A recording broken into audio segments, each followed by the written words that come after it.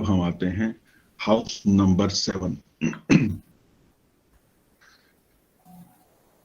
अब यहां से क्या खास शुरू हो रहा है वो ये है, ये देखिए 1 2 3 4 5 6, 6 भाव हम कर चुके हैं।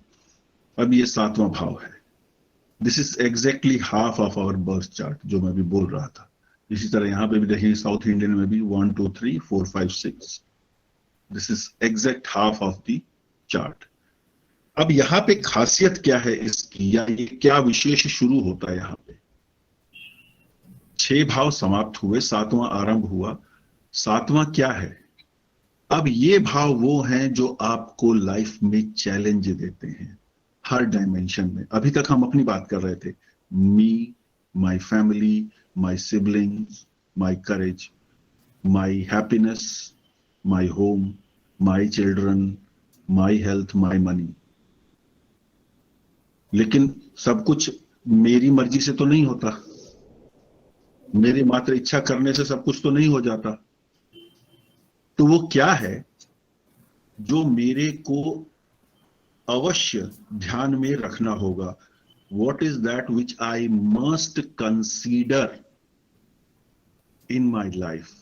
Or even if I don't consider, what is there which will always pose a challenge, which will come to my support, which will give me troubles, which will give me happiness?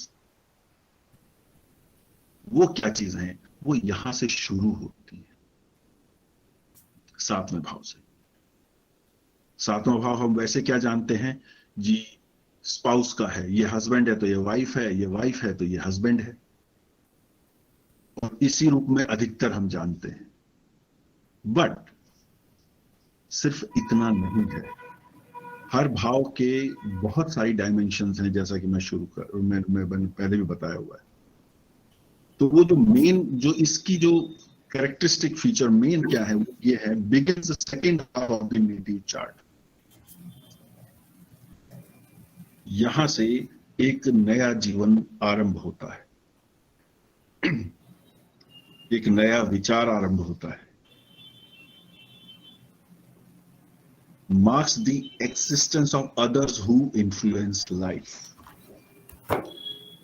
अब अगर हम husband और wife का ही example ले लें, तो जिस दिन शादी होती है उस दिन से जीवन में बदलाव आना अवश्यंभावी है।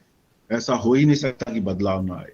सकारात्मक, नकारात्मक, उदासीन यानी न्यूट्रल, कुछ भी होगा, बदलाव आएगा ही आएगा।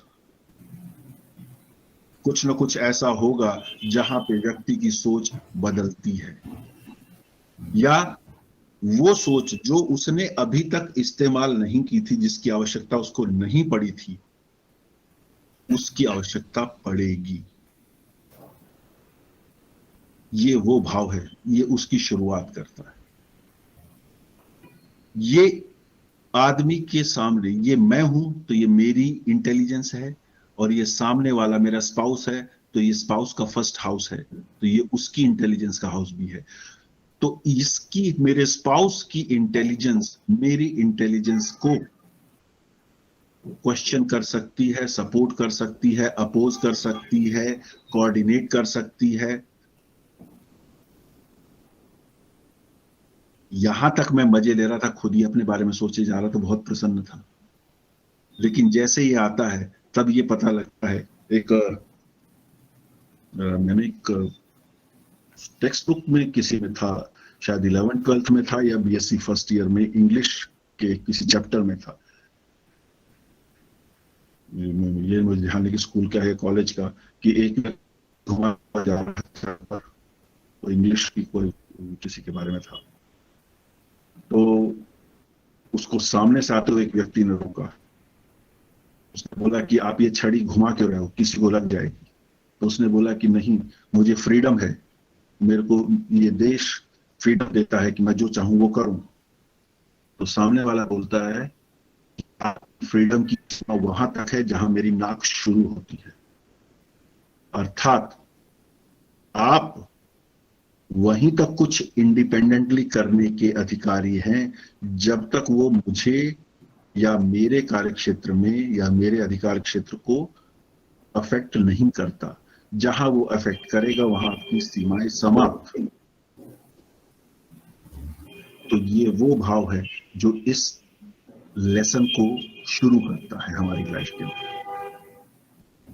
कोई कितना भी कहे शादी के बाद मैं बीवी को कुछ नहीं समझता या हस्बैंड को कुछ नहीं समझती, इतना कहना ही एक मतलब है कि कुछ ना कुछ समझ रहे हो आप, और वो समझना पड़ता है। इसी तरह कनेक्शंस फॉर लाइफ, एग्जाम्पल शादी का लेके चलते। शादी हुई, 7th हाउस मैरिज का है। शादी हुई तो कितने नए कनेक्शन बने, रिश्तेदार, ससुराल बनी, साले सालियां आई, वाइफ की जो रिलेशंस हैं वो आए, वाइफ का फ्रेंड सर्कल आया, वाइफ या हस्बैंड, मतलब मैं वाइफ का मतलब स्पाउस समझिएगा, जो आया, उसके साथ जो एसोसिएटेड जॉयज हैं वो भी आए, और जो सॉरोज हैं वो भी आएंगे। कल तक हम अपने परिवार में जो कुछ हो रहा था उसी के लिए खुश हो रहे थे, यार कुछ नकारात्मक हुआ तो उस पर दुखी होते थे। यहां आने के बाद अब उन पर भी दुखी होना पड़ेगा, उनके साथ भी हंसना पड़ेगा। ब्रदर इन लॉ की मैरिज है, ब्रदर की मैरिज में टाइम निकाले ना निकाले, लेकिन ब्रदर इन लॉ की मैरिज जब हुई तो उसमें समय निकालना जरूरी है।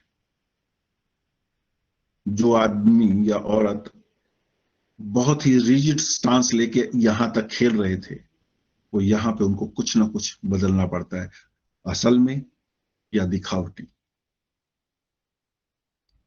ये भाव उसकी शुरुआत करता है। This is the house from where one starts feeling the existence of the other person and the way it is affecting me, my personality, my thoughts. It is such an important house.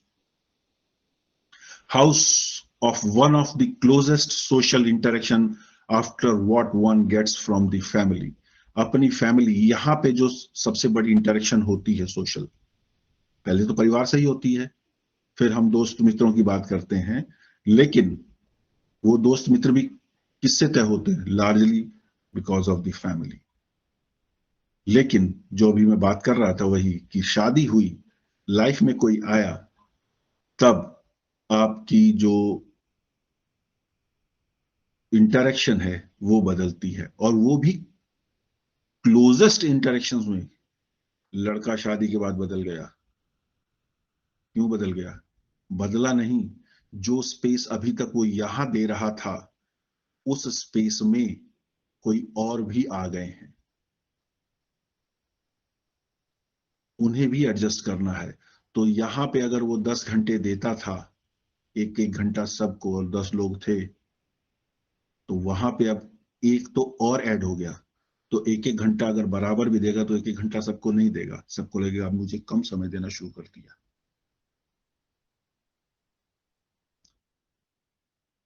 इस तरह के effect, positive, negative, neutral, कुछ भी हो सकता है, ये आते हैं।